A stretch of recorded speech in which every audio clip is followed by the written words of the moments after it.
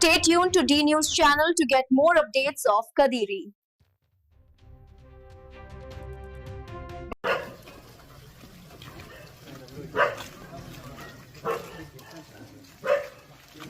నమస్తే బాగున్నావా కూర్చో కూర్చో కూర్చో రమేష్ అని వచ్చినట్టు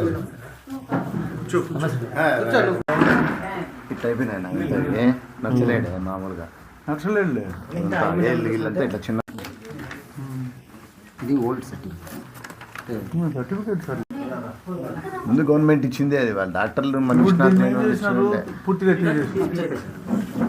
వైకల్యం వచ్చి సచివాలయం వచ్చి వాళ్ళ పేరు పోయింది అడిగి పోతే మళ్ళీ ఇది సపరేట్గా ఉంది సపరేట్గా దీంతో ఇట్లా వదిలేసాం అనుకో ఇంకా వల్ల వచ్చే చాలా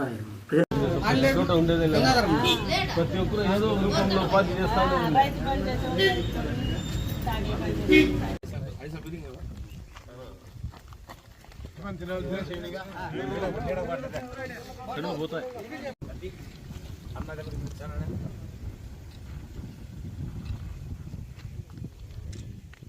వైఎస్ఆర్ పార్టీ నీకు రాదు ఇంటికి వెళ్ళిపోయినా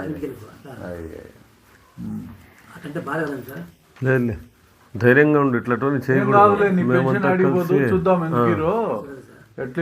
ఆర్డీఓ కలెక్టర్ ఆడి వరకు అయితే ఆడి వరకు పోదాము నువ్వు ధైర్యంగా ఉండు నువ్వు నీ వెనకాల ప్రతి ఒక్కరు ఉన్నారు మేమున్నాము పార్టీ ఉంది జగన్మోహన్ రెడ్డి గారు ఉన్నారు ఏమే నీ హక్కు అది పెన్షన్ అనేది నీకు మళ్ళీ నీ పెన్షన్ వచ్చేటట్టు తప్పకుండా మేమంతా కష్టపడి చేస్తాం ఏమన్నా ఈ ప్రభుత్వం రెడ్ బుక్ రాజ్యాంగం తప్పితే ఈ రాష్ట్ర ప్రజలకు ఏదో మంచి చేయాలి పథకాలు అందించాలి ఈ రాష్ట్రానికి అభివృద్ధి చేయాలనే సంకల్పం వదిలేసి ఏదో కక్షగట్టి రాజకీయాలు చేస్తున్నారు.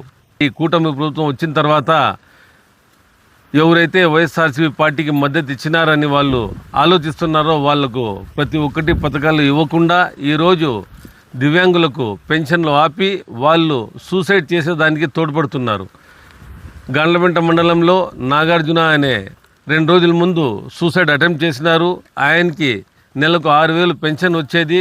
దాని ద్వారానే ఆయన ఇల్లు మరియు వాళ్ళ పిల్లల చదువులు ప్రతి ఒక్కటి జరిగేది.